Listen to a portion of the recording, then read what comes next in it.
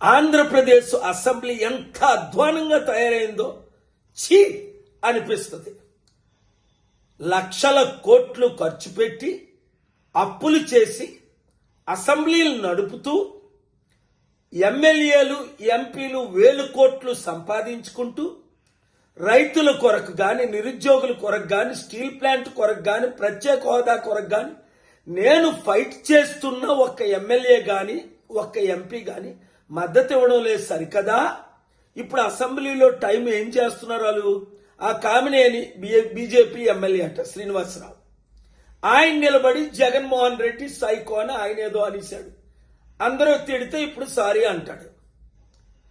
మరి ఈ బాలకృష్ణ అయితే ఇంకా అధ్వానంగా ఆ ఎన్టీ రామారావు గారికి ఎంత చెడ్డ పేరు ఇలాంటి వాళ్ళు పుట్టడం, తాగేసి వచ్చాడని చాలా మంది అంటున్నారు.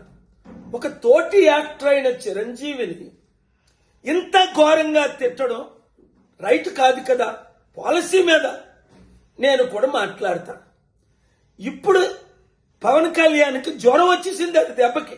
మరి నిజంగా జ్వరం వచ్చిందో ఈ తట్టుకోలేక తప్పించుకున్నాడు. ఎందుకంటే చంద్రబాబు నాయుడు కొరకు రోడ్ల మీద పడుకొని ఒక్క ఓటు చేల్చకూడదు, జగనే నా శత్రు అంటే అన్నయ్యను తగట్టు పెడతా, ఒక అన్నయ్యకి ఎమ్మెల్సీ తీసుకుంటా, ఒక మంత్రి పదవి తీసుకుంటా. ప్రజల సమస్యలు గాని పట్టించుకోరు మీరెవరును. ప్రజలకు కూడా బుద్ధి లేదు. ఒకసారి ఆలోచించండి. ఇలాంటి దొంగలకి, గజ దొంగలకి, దుష్టులకి, దుర్మార్గులకి, నీచులకి, అసహ్యులకి మరలా మీరు ఓటేస్తే మీకు సిగ్గులేదు. నేను చెప్తున్నాను, మార్పు రావాలి. ఆ మార్పు మనమే తేవాలి. ఫైట్ ఇద్దాం.